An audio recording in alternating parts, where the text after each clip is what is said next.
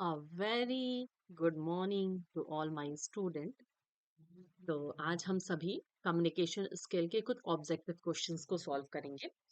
Objectives जो है सबसे इम्पोर्टेंट पार्ट है एसईसी यानी स्किल एनहांसमेंट कोर्स में जो हम लोगों को पर्सनालिटी डेवलपमेंट एंड कम्युनिकेशन पढ़ना है।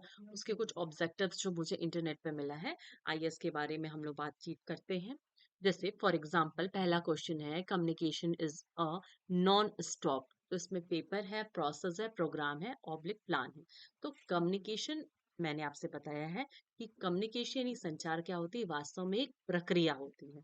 तो इसका आंसर क्या होगा, communication is a non stop process. ठीक है, ये बात समझ में आई। नॉन स्टॉप मतलब लगातार चलने वाली प्रक्रिया, यानी संचार एक प्रक्रिया के अंतर्गत आती है। सेकंड क्वेश्चन है, communication is a part of dash skill, यानी कम्युनिकेशन किस तरह का, किस तरह की कुशलता है। उसके अंतर्गत हम लोग जानते हैं कि कम्युनिकेशन एक सॉफ्ट स्किल होता है। ठीक है, सॉफ्ट स्किल मतलब जो अंदर हमारे अंदर चलता है, बाहर से दिखाई नहीं देता है। नेक्स्ट क्वेश्चन है, the dash is the person who transmit the message. उस पर्सन को क्या कहते हैं, या उस व्यक्ति को क्या कहते हैं जो कि मैसेज को ट्रांसमिट करता है, जो कि मैसेज को देता है। जैसे हमने बोला कि एक सूचना दाता होता है, यानी रिसीवर होता है कि सेंडर होता है, आप बताइए। जो करता है उसको हम सेंडर कहेंगे। ठीक है, यानी कि जो सूचना भेजता है, ट्रांसमिट करता है, उसको हम सेंडर कहते हैं। नेक्स्ट क्वेश्चन है, dash is the process is the person who notice and decodes and attach some meaning to the message। उसको हम क्या कहेंगे, जो कि मैसेज को डिकोड करता है, डिकोडिंग करता है, और साथ ही साथ मैसेज की मीनिंग को समझता है, हमारे संदेश की मीनिंग को क्या समझता है। तो मैंने क्लासरूम में बताया था कि उसको हम रिसीवर कहेंगे, यानी जो सूचना लेता है उसको हम रिसीवर कहते हैं। नेक्स्ट क्वेश्चन है, message in any signal that triggers the responses of a. Message क्या होता है, तो किसी भी संकेत को ट्रिगर करता है। ट्रिगर करता है यानी बताता है। तो उसका ऑप्शन होगा ए, यानी कि रिसीवर। रिसीवर ही किसी भी मैसेज का फीडबैक देता है। ठीक है, नेक्स्ट क्वेश्चन है, the response to sender's message is called. Sender's message जो कि देता है, भेजता है, उसको हम लोग क्या कहते हैं। तो सेंडर जो भी मैसेज भेजता है, या तो उस मैसेज को हम फीडबैक कहते हैं। सेंडर्स मतलब जो मैसेज को सेंड कर रहा है उसको हम फीडबैक कहते हैं। देखिए फीडबैक के बारे में क्या लिखा है, the response to a sender's message is called feedback. Feedback can also be written like replying an email etcetera. जैसे हमने किसी को ईमेल दिया, मैंने आपको बताया चीजों को, तो जो ईमेल देता है उसके बारे में जो हम फीडबैक देते हैं, प्रतिपुष्टि करते हैं, उसको हम कहते हैं। नेक्स्ट क्वेश्चन है, dash context refers to the relationship between the sender and receiver। दो लोगों के बीच में उस कॉन्टेक्स्ट को क्या कहते हैं जो सेंडर और रिसीवर के मध्य होता है। तो इसका आंसर देखिए क्या दिया हुआ है, social context refers the relationship between the sender and the receiver। यानी कि जो सामाजिक संदर्भ होता है वो सेंडर और रिसीवर के के रिलेशनशिप यानी संबंध को बताता है। ठीक है, यानी जो सोशल इसमें होगा वो होगा, social context refers to the relationship between sender and receiver. Social यानी सामाजिक संदर्भ का अर्थ होता है जो कि सेंडर और रिसीवर यानी कि सूचना दाता और सूचना प्राप्तकर्ता के बीच के रिलेशनशिप को बताता है। नेक्स्ट क्वेश्चन है, dash context refers to the similarities of backgrounds between the sender and the receiver। इसके कहने का मतलब ये है, कौन सा कॉन्टेक्स्ट यानी कौन सा संदर्भ रेफर करता है, बताता है similarities of backgrounds between sender और रिसीवर के पृष्ठभूमि की समानता को कौन सा कॉन्टेक्स्ट बताता है। तो इसका आंसर आपका होगा डी। डी यानी कल्चरल कॉन्टेक्स्ट। कल्चरल कॉन्टेक्स्ट मतलब होता है आपका सांस्कृतिक संदर्भ। सांस्कृतिक संदर्भ आपको रिसीवर और सेंडर यानी सूचना प्राप्तकर्ता और सूचना दाता के बैकग्राउंड के बारे में बताता है। यानी कि एक जैसा जो बैकग्राउंड होता है सूचना देता, सूचना प्राप्तकर्ता और सूचना देने के बीच के बैकग्राउंड को स्पष्ट करता है। और सोशल कॉन्टेक्स्ट का मतलब क्या हुआ? सोशल कॉन्टेक्स्ट जो होता है, जो इससे पहले वाला था, वो बताता है सेंडर और रिसीवर के बीच के रिलेशनशिप को, और सेंडर और रिसीवर के रिलेशनशिप के जो सिमिलैरिटीज और बैकग्राउंड होता है, उसको जो है बताता है कल्चरल कॉन्टेक्स्ट।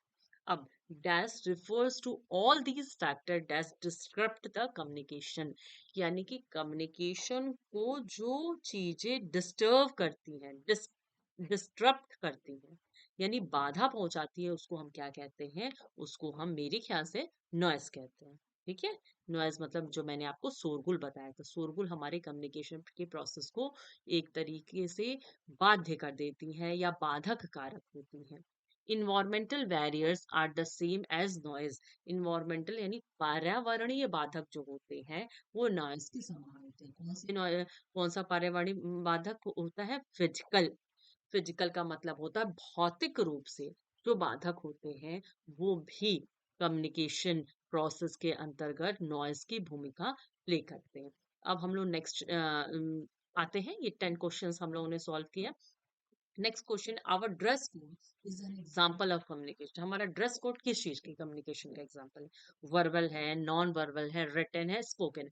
वर्बल का मतलब होता है शाब्दिक, जहाँ पे हम शब्दों का इस्तेमाल करते हैं। नॉन वर्बल का मतलब होता है अशाब्दिक, जहाँ हम शब्दों का इस्तेमाल नहीं करते हैं। रिटन का मतलब होता है इंफॉर्मेशन लिखना, और स्पोकन का होता है बोलना। तो our dress code is an example of non verbal यानी अशाब्दिक जो हमारा ड्रेस कोड होता है। मान लीजिए किसी भी स्कूल का, किसी भी कॉलेज का, वो अपने आप में बता देता है कि आप उस पर्टिकुलर कॉलेज या स्कूल के छात्र हो। Next, communication strengthen dash and dash relationship is an organisation. Communication यानी कि जो संचार होता है, संचार क्या करता है? एक ऑर्गेनाइजेशन, एक संगठन के बीच में किसके रिलेशनशिप को स्ट्रेंथन यानी मजबूत करता है। तो आप जानते हैं कि जब हम ऑर्गेनाइजेशन की बात करते हैं, तो हमेशा हम किसकी बात बात करते हैं? एम्प्लॉयर और एम्प्लॉयज की। एम्प्लॉयर मतलब जो कि एक तरह समझिए मालिक है, एम्प्लॉय मतलब जो वहां पे कर्मचारी। तो ये किसके रिलेशनशिप को स्ट्रेंथन करेगा, यानी किसके रिलेशनशिप को मजबूत करेगा? एम्प्लॉय और एम्प्लॉयर का। एम्प्लॉय का मतलब वहां पे काम करने वाले कर्मचारी, और एम्प्लॉयर का मतलब जो कि हमें नौकरी देते हैं। Dash communication includes tone of voice, body language, facial expression etcetera. ऐसा कौन सा कम्युनिकेशन है जो हमारे आवाज के स्तर को, हमारे बॉडी लैंग्वेज को, और हमारी फेशियल यानी आनन अभिव्यक्ति को प्रकट करता है? बताइए, नॉन वर्बल की वर्बल की लेटर की नोटिस? बस वर्बल और नॉन वर्बल के बीच में इसका अंतर होगा। वर्बल मतलब जहाँ शब्दों का प्रयोग करता है, नॉन वर्बल मतलब जहाँ पे हम शब्दों का प्रयोग नहीं करते हैं। तो जहाँ हम शब्दों का प्रयोग नहीं करते हैं, वहां पे हम अपने बॉडी लैंग्वेज के द्वारा और अपने वॉइस के टोन के द्वारा या अपने फेशियल एक्सप्रेशंस के द्वारा कम्युनिकेशन करते हैं। नेक्स्ट क्वेश्चन है, when there is a similarities of background, जब बैकग्राउंड में समानता हो between the sender and receiver, sender और रिसीवर जो कि सूचना देता है और जो सूचना प्राप्त करता है, दोनों के बैकग्राउंड में अगर समानता हो, सच एज एज यानी कि आपका आयु, लैंग्वेज, लैंग्वेज मतलब भाषा, नेशनैलिटी मतलब राष्ट्रीयता, रिलीजन मतलब धर्म, जेंडर मतलब कि मेल है कि female, then this is called text context. तो ये कौन सा कॉन्टेक्स्ट कहलाता है? ठीक है, तो ये ऑप्शन होगा B, cultural context. Cultural context का मतलब होता है कि सांस्कृतिक संदर्भ हम क्या कहेंगे कि एक जैसा होता है। तो सांस्कृतिक संदर्भ में एक जैसा होने का मतलब होता है कि जहां पर जो सूचना देता है और जो सूचना प्राप्त करते हैं, उस सबका जो पृष्ठभूमि है एक ही होती है, यानी कि वो समान पृष्ठभूमि के होते हैं, उनका एज लेवल लगभग समान होता है, उनकी भाषा लगभग समान होती है, उसकी राष्ट्रीयता जैसे समान होती है। जैसे इसका एग्जांपल आप एक समझ लीजिए कि जैसे हम और आप बातचीत कर रहे हैं, तो एक तरीके से जो हमारी लैंग्वेज है वो इस समय हिंदी प्लस इंग्लिश मिक्स है। तो ये हम एक तरह से कहेंगे कि ये कल्चरल कॉन्टेक्स्ट में हम लोग बात कर रहे हैं। अगर मान लीजिए कि कोई बच्चा ऐसा होगा जो हिंदी नहीं समझ पाता है या इंग्लिश नहीं समझ पाता है, तो वो दूसरी संस्कृति का हो जाएगा। तो कल्चरल कॉन्टेक्स्ट का मतलब होता है जहाँ पे सेंडर और रिसीवर के बैकग्राउंड में समानता होती है, उनके आयु में समानता होती है, उनकी भाषा में समानता, उसकी राष्ट्रीयता में समानता होती है, धर्म में समानता होती है, उसको हम कल्चरल कॉन्टेक्स्ट यानी सांस्कृतिक संदर्भ कहते हैं। Letter, emails, telephone are example of. Letter जो है आपका जो है पत्र लिखना है, ईमेल जो है, और टेलीफोन किस चीज का एग्जाम्पल है, मैसेज का है एग्जाम्पल है, कि फीडबैक का एग्जाम्पल है, कि चैनल का एग्जाम्पल है, या इनकोडिंग का एग्जाम्पल है? बताइए आप लोग। मैसेज का नहीं है, फीडबैक का भी नहीं है, ये एग्जाम्पल आपका होगा चैनल का। ठीक है, चैनल मतलब होता है कि किसके माध्यम से आप अपनी बातें कहते हैं। ठीक है, नेक्स्ट है understanding dash different parts of speech forms the basis of leaning grammar.